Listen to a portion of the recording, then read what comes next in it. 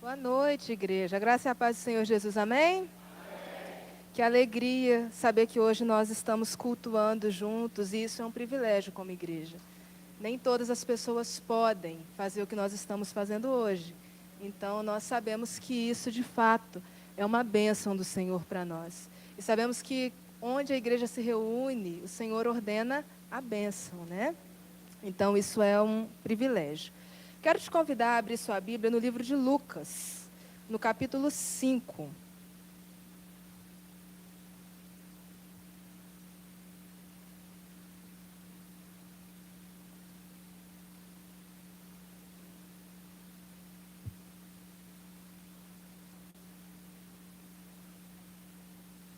Evangelho de Lucas, no capítulo 5, a partir do versículo 1. Esse texto é um texto muito conhecido, muito provavelmente você já ouviu ele algumas vezes. E quando nós lemos alguma coisa que a gente já conhece, no geral a gente lê de uma maneira mais desatenta. Mas eu queria que nessa noite você prestasse atenção na leitura desse texto, para que você compreenda os detalhes, para que a gente possa meditar nessa palavra nessa noite, amém? Lucas, capítulo 5, a partir do versículo 1, nos diz o seguinte: Certo dia, Jesus estava perto do lago de Genezaré, e uma multidão o comprimia de todos os lados para ouvir a palavra de Deus. Viu à beira do lago 2 barcos deixados ali pelos pescadores, que estavam lavando suas redes. Entrou em um dos barcos, o que pertencia a Simão, e pediu-lhe que o afastasse um pouco da praia. Então sentou-se e do barco ensinava o povo. Tendo acabado de falar, disse a Simão: Vá para onde as águas são mais profundas. E a todos, lancem as redes para a pesca. Simão respondeu: Mestre, esforçamo-nos a noite inteira e não pegamos nada. Mas porque és tu quem estás dizendo, eu vou lançar as redes. Quando o fizeram, pegaram tal quantidade de peixes que as redes começaram a rasgar-se. Então fizeram sinais aos seus companheiros no outro barco para que viessem ajudá-los. E eles vieram e encheram ambos os barcos ao ponto de começarem a afundar. Quando Simão viu isso, prostrou-se aos pés de Jesus e disse: Afasta-te de mim, Senhor, porque sou um homem pecador. Pois ele e todos os seus companheiros estavam perplexos com a pesca que haviam feito. Como também Tiago e João, os filhos de Zebedeu, sócios de Simão, Jesus disse: Não tenha medo, de agora em diante você será pescador de homens. E eles então arrastaram seus barcos para a praia, deixaram tudo e o seguiram. Amém? Feche seus olhos, vamos orar. Senhor, muito obrigada pela tua palavra. Senhor, como a tua palavra é preciosa. Jesus, nós sabemos que a tua palavra é lâmpada para os nossos pés e luz para os nossos caminhos. Ó Deus, em nome de Jesus, que nessa noite a nossa mente seja renovada pela tua palavra. Nós abrimos o nosso coração, abrimos a nossa mente e pedimos para que, por favor, o Senhor fale conosco. Essa é a oração da tua igreja. No nome de Jesus, amém. Podeis assentar. Como eu já disse, esse texto ele é um texto muito conhecido. Você já ouviu certamente ao longo da sua caminhada inúmeras pregações sobre a pesca maravilhosa. E essa história é muito simples. Ela acontece quando Jesus estava iniciando o seu ministério e ele começa a chamar os primeiros discípulos. E então Jesus, enquanto passava e ensinava à beira do mar da Galileia, Jesus então convida 3 homens a seguirem. Mas ele faz isso de uma maneira um tanto quanto inusitada, porque aquilo vem de um milagre. E esse milagre nos ensina algumas coisas. E é sobre essas lições, sobre essas coisas que eu quero conversar com você nessa noite. Eu quero que você primeiro entenda que a primeira lição que nós podemos tirar desse texto é que Jesus transforma as circunstâncias. Isso porque você leu aqui comigo de que haviam esses homens que eles eram o quê? Eles eram sócios. E eles eram pescadores. E aqueles homens, eles trabalharam a noite inteira e eles pegaram um total de 0 peixes. Nada. Aqueles homens trabalharam a noite inteira em vão. Eles voltavam de uma pescaria frustrada. As redes estavam vazias, mas eles estavam exaustos. Queridos, aqueles homens viveram um dia de trabalho totalmente frustrado. Todas as circunstâncias eram contrárias. Literalmente, naquele dia, o mar não estava para peixe. Mas entrou nessa história um cara chamado Jesus, o mestre. E quando Jesus entra nesse cenário de decepção e de frustração, as coisas mudam. Um milagre acontece. Queridos, Pedro, naquele momento, depois de uma noite inteira, frustrado, ele olha para o Senhor e fala: Senhor, olha, a gente trabalhou a noite inteira. Era como se Pedro dissesse: eu sei que não dá para pescar nada hoje. Mas se o Senhor está falando, então eu vou lançar a rede. E é por causa dessa confiança que Jesus transforma aquela circunstância. Aquela frustração, aquele dia em que tudo deu errado, é transformado em um milagre que trouxe abundância para aqueles homens. Queridos, quantas vezes nós caminhamos pela nossa vida frustrados? Frustrados porque as circunstâncias são contrárias, frustrados porque nós fizemos planos que não deram certo, frustrados porque muitas das vezes nós pedimos a Deus alguma coisa e não recebemos.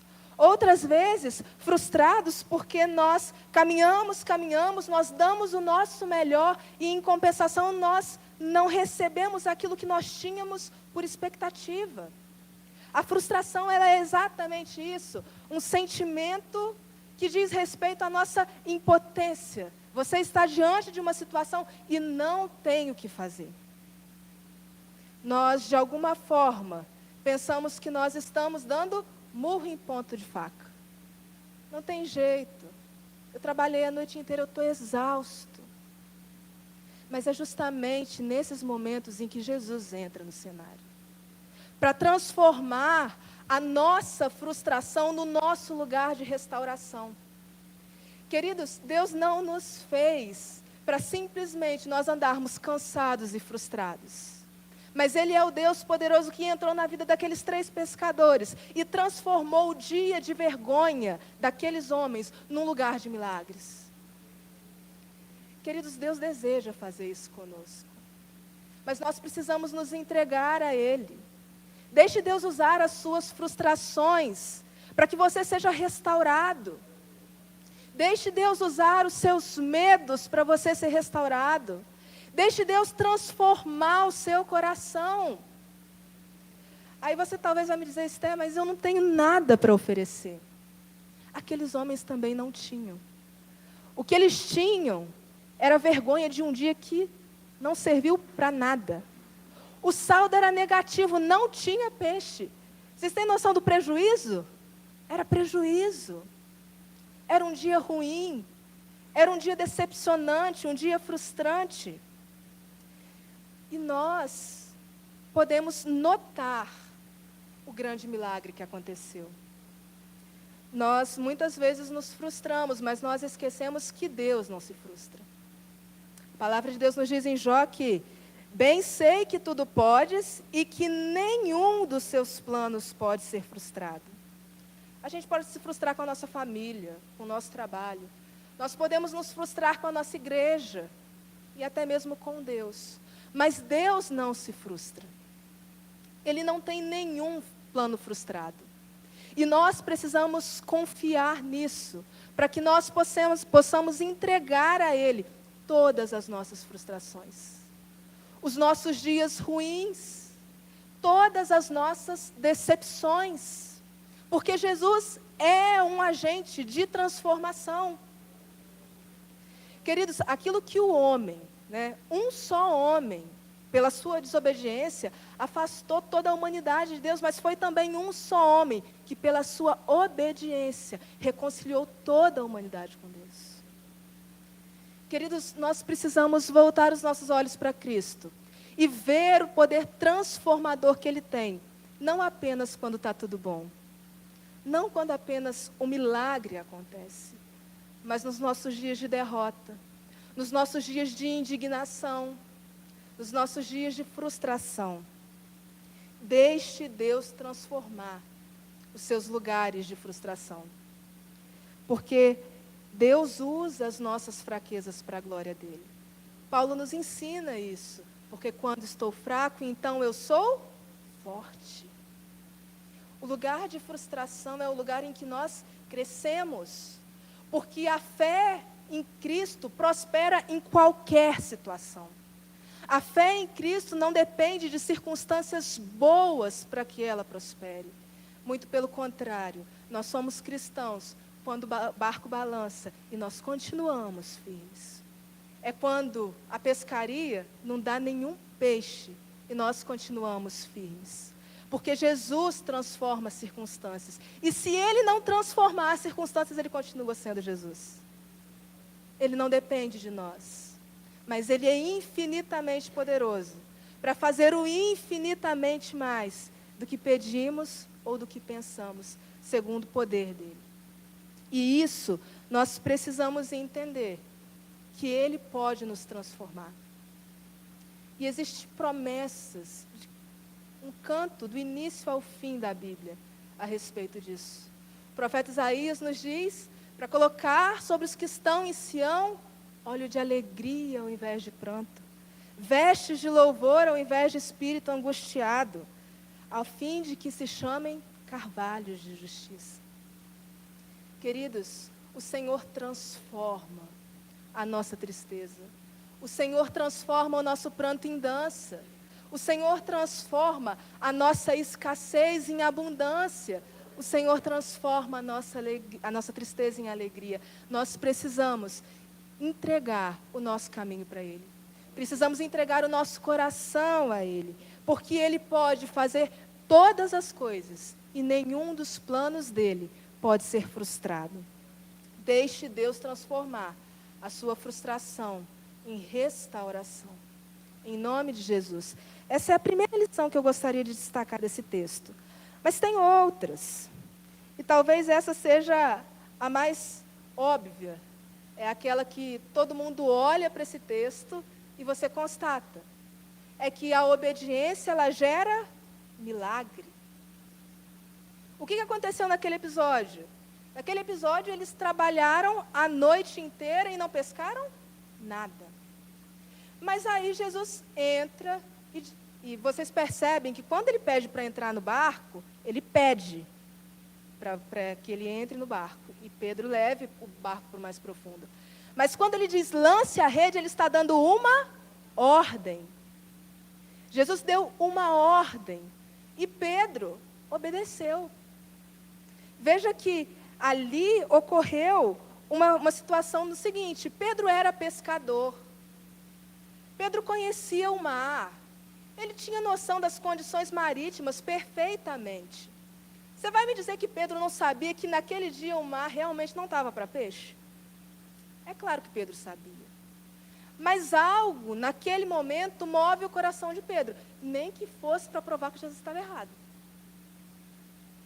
E então ele diz o seguinte: Senhor, nós pescamos a noite inteira. Como quem diz, eu sei, não tem como fazer nada. A gente já tentou, nós esgotamos as nossas tentativas. Mas se o Senhor está falando, então eu vou lançar a rede. E essa obediência gera milagre. Qual foi a consequência? Quando aqueles homens lançaram a rede de novo, a quantidade de peixes era tão grande que eles tiveram que chamar gente para ajudar. E ainda assim estava afundando mais de um barco, de tantos que eram os peixes.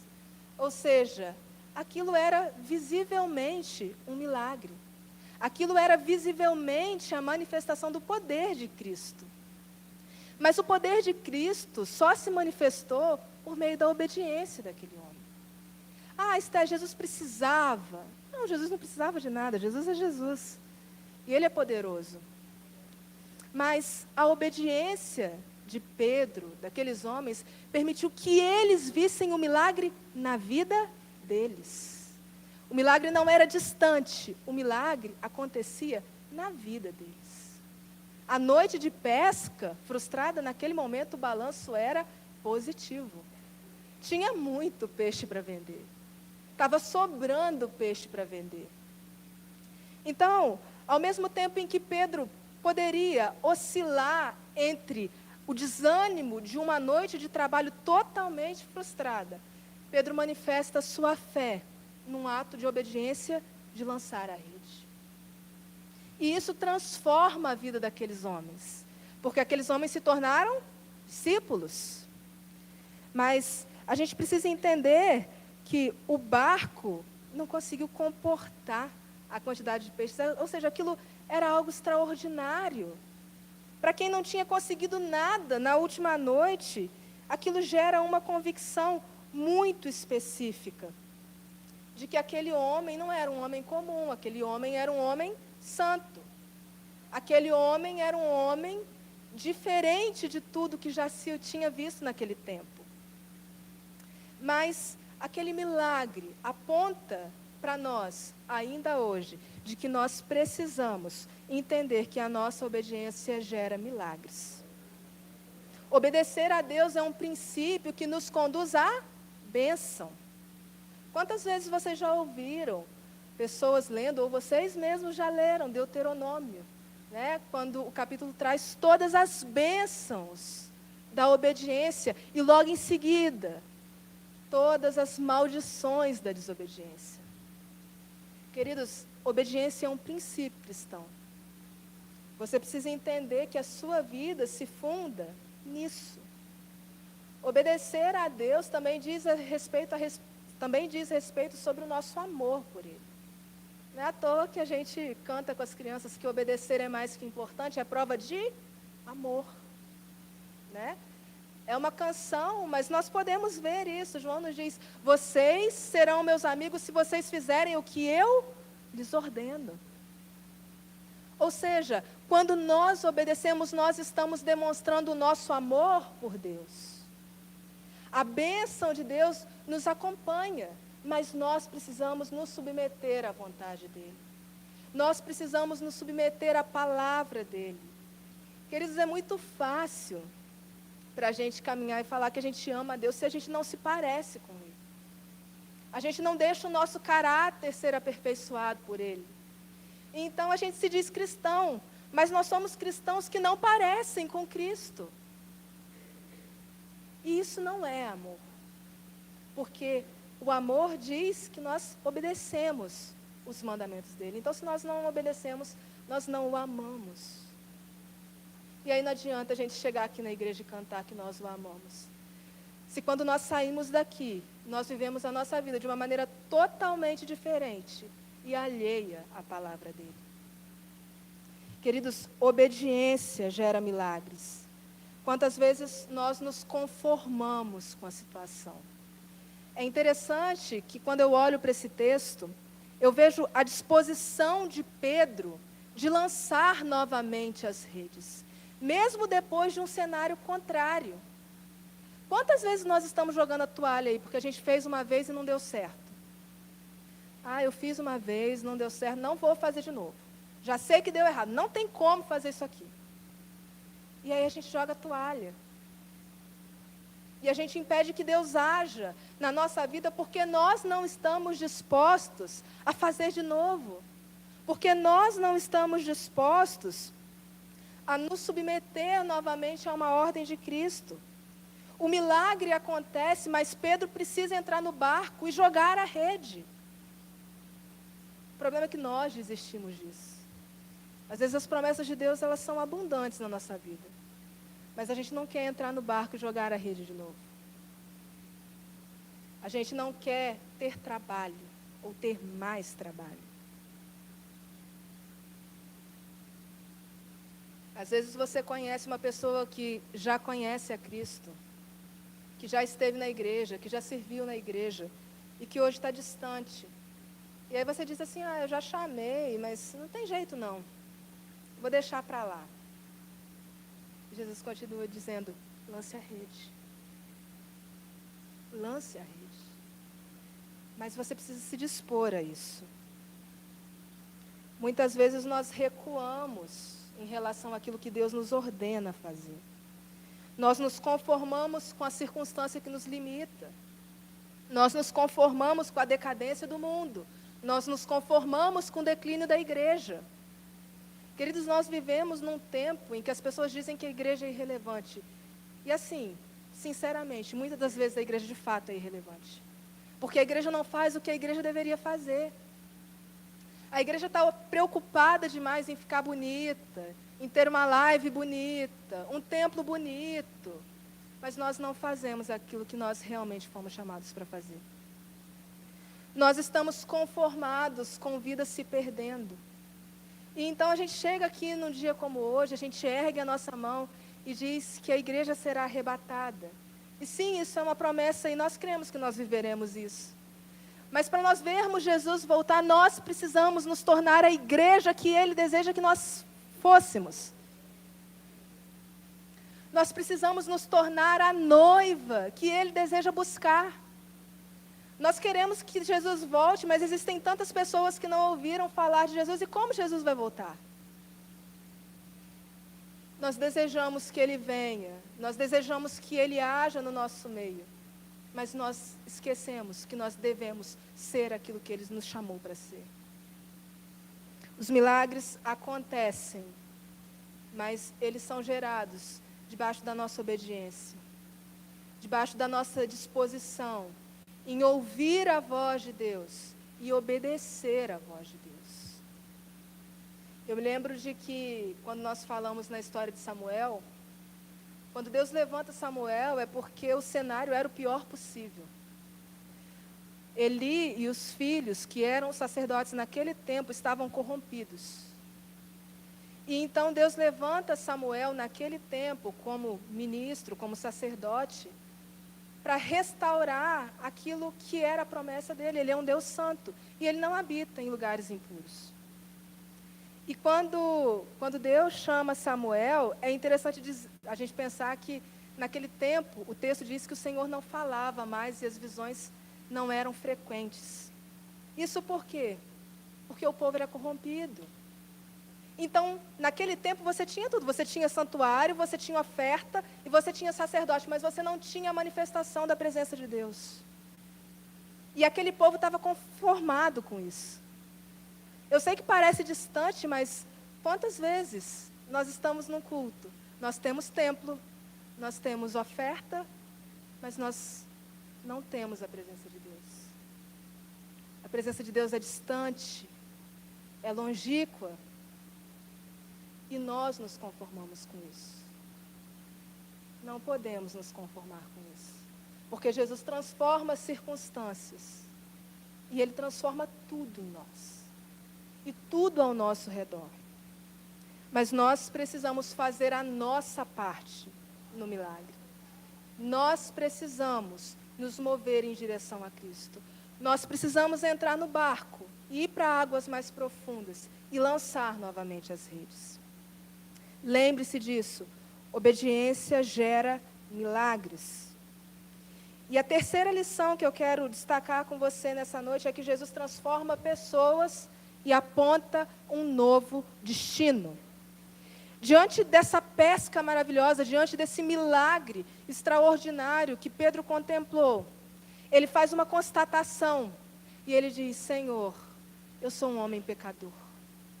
Ou seja, a natureza extraordinária de Cristo, que era Deus em forma humana, se revela a Pedro e Pedro fica constrangido. Pedro percebe que ele era um homem pecador. Pedro cai na real. Ele tem notícia de que, de fato, aquele homem não era um homem comum. Aquele homem não era um homem simples daquele tempo. Existia algo diferente. Mais do que impactado com o milagre, ele estava impactado com o dono do milagre. E então, ao reconhecer a grandiosidade de Jesus, o próprio Pedro cai na rede de Jesus. Eu me lembro de que, aí vou entregar a idade, a minha e de alguns de vocês.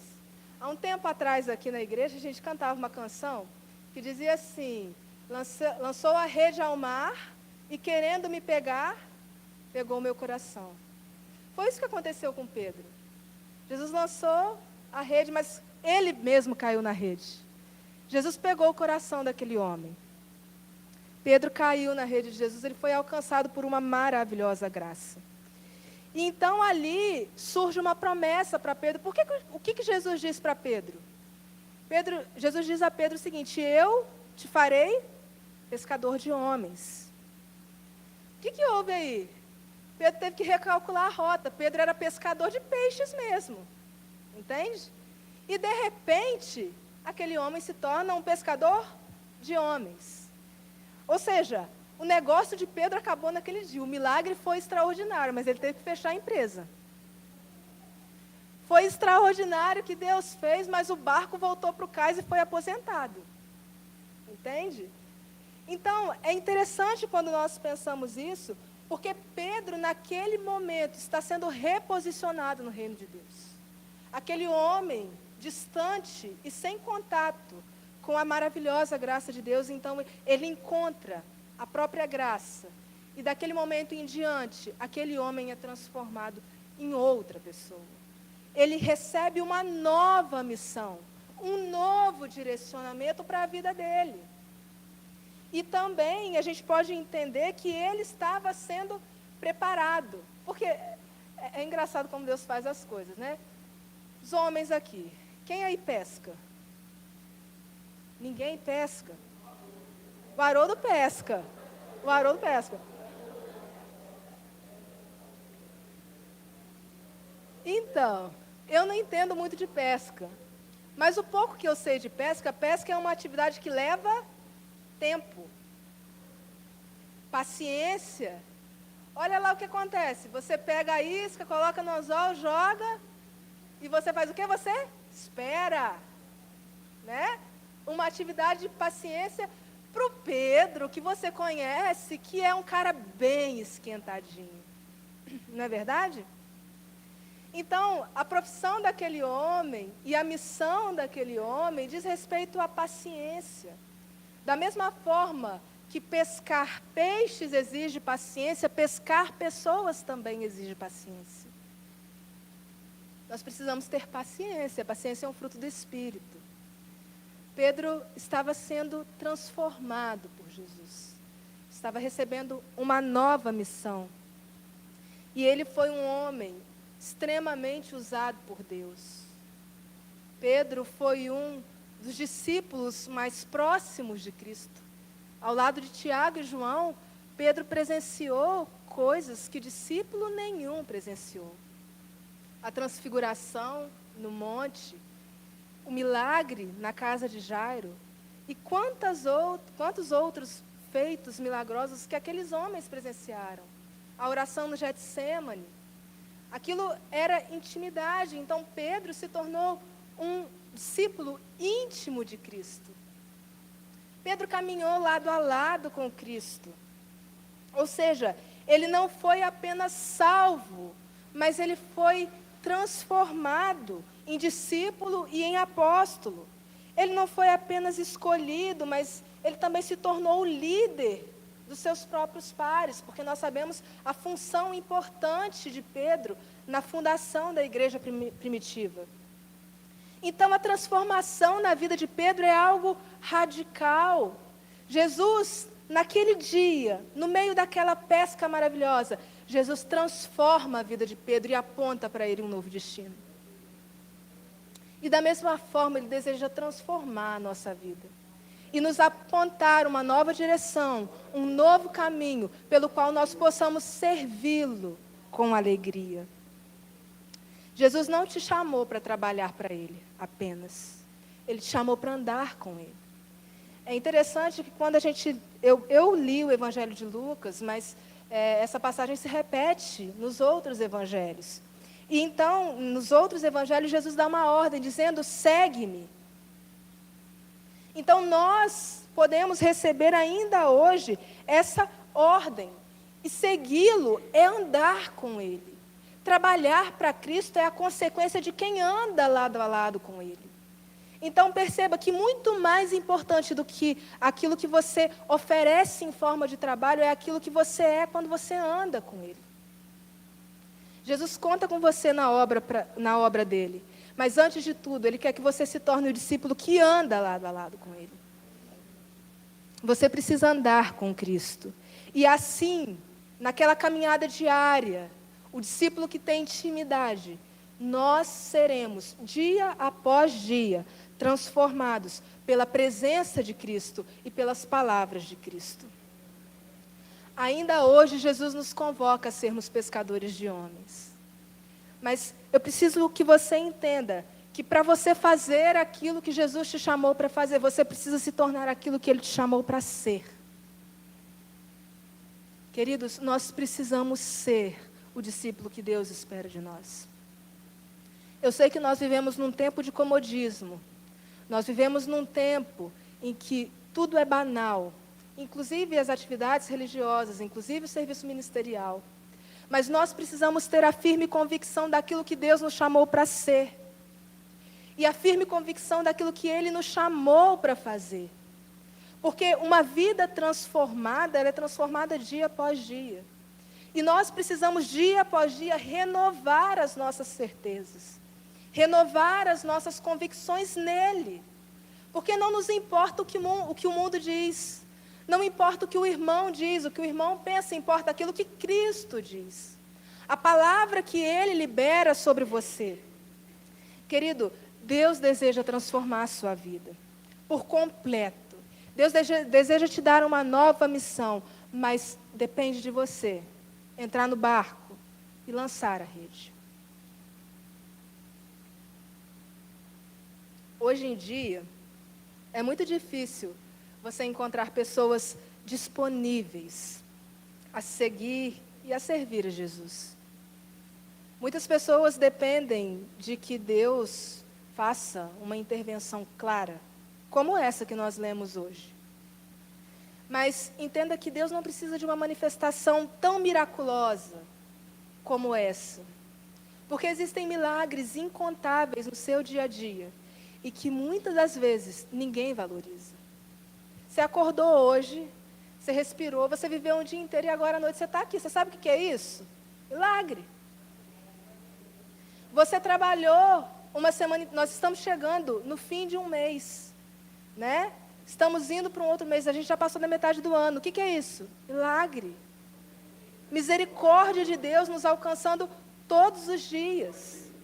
Você não precisa de um milagre visível como redes transbordando peixes para entender que seguir a Jesus vale a pena. Porque Jesus, Ele pagou um preço muito alto pela sua vida. Você custou muito caro, você custou sangue, sabe? Então entenda que Jesus, Ele deseja caminhar com você. Mas você precisa desejar caminhar com Ele. Você precisa desejar segui-lo e servi-lo. Jesus nos convida nessa noite a nos tornarmos pescadores de homens. Essa é uma missão muito nobre e muito difícil. E que todo cristão recebeu. Quando Jesus, na grande comissão, diz para que nós devemos ir e fazer discípulos de todas as nações, Ele está dando uma ordem que alcançou os discípulos naquele tempo e que me alcança e que te alcança nos dias de hoje. Mas eu preciso que você entenda que nós seremos capazes de cumprir essa missão quando nós colocarmos Ele como prioridade na nossa vida. Quando nós entendermos que muito mais do que milagres e bênçãos, Ele deseja o nosso coração.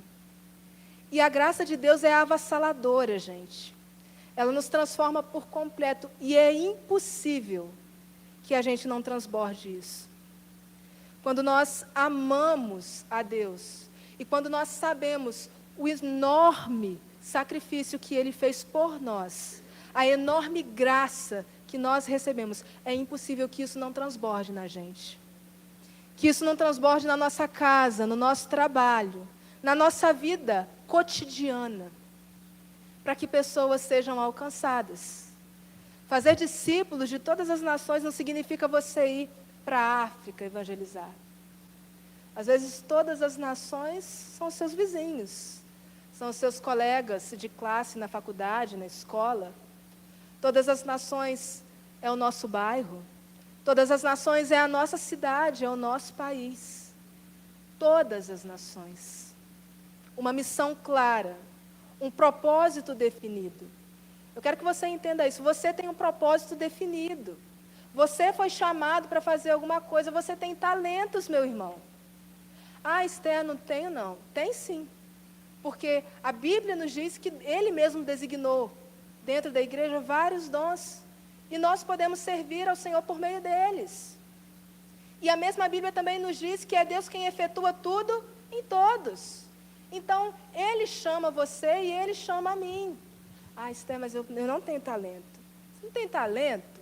Talvez você não tenha talento para tocar um instrumento, para dar uma aula. Mas, de repente, você cozinha como ninguém. Ou talvez você limpe essas cadeiras, você limpe esse templo como ninguém. Tudo isso faz parte da obra de Deus. Tudo isso, quando feito com amor, se torna um serviço ministerial. Se torna uma forma, uma expressão de louvor e adoração ao Senhor. Faz parte da nossa missão, como cristãos. Mas você precisa entender que você precisa se dispor a isso. Ministérios nós temos na igreja de sobra. Tenho certeza que tem um lugar para você. Certeza. Você pode procurar a liderança, você pode procurar o pastor, eles vão te direcionar. Mas você tá cheio, o pastor está aqui falando, está cheio. Aí, ó, tá vendo? Fica a dica, igreja, fica a dica. Estamos precisando de cooperadores na obra do Senhor. Isso faz parte da vida de quem foi transformado por Cristo e de quem recebeu uma missão. Foi assim com Pedro. Pedro foi transformado e recebeu uma nova missão. E dali em diante, a vida de Pedro se transformou. Mudou tudo.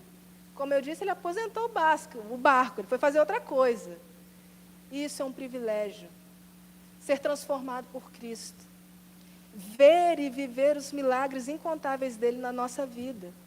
E poder desfrutar da presença dele em todas as circunstâncias, porque a presença dele está conosco em todas as circunstâncias. Então, nessa noite, meu irmão, eu desejo que você se lembre dessas 3 lições.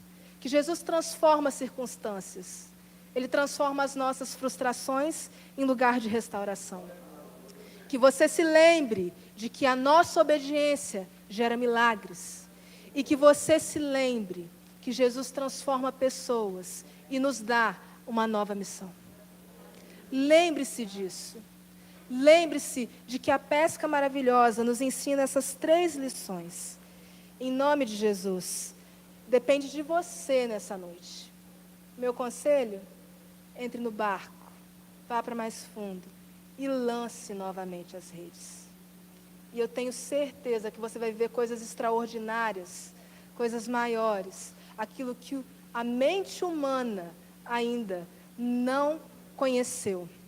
É como nós lemos hoje de manhã, aquilo que olho nenhum viu e ouvido nenhum ouviu, é aquilo que Deus tem preparado para aqueles que o amam. Amém? Você crê nisso? Quero te convidar a se colocar de pé, nós vamos orar.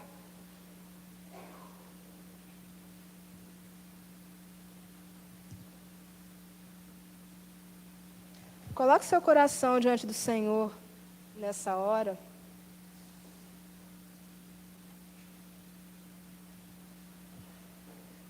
Eu não sei como você chegou aqui. Talvez você tenha chegado aqui com o coração daqueles homens que trabalharam a noite inteira e não tiveram resultado nenhum. Talvez você tenha chegado aqui frustrado.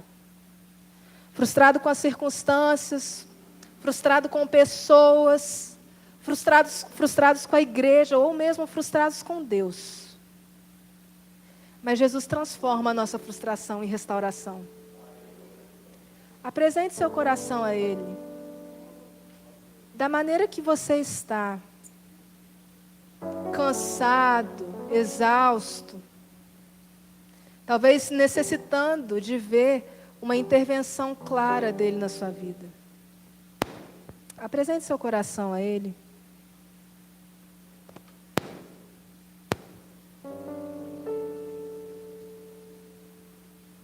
Podes falar, Senhor, estou vindo,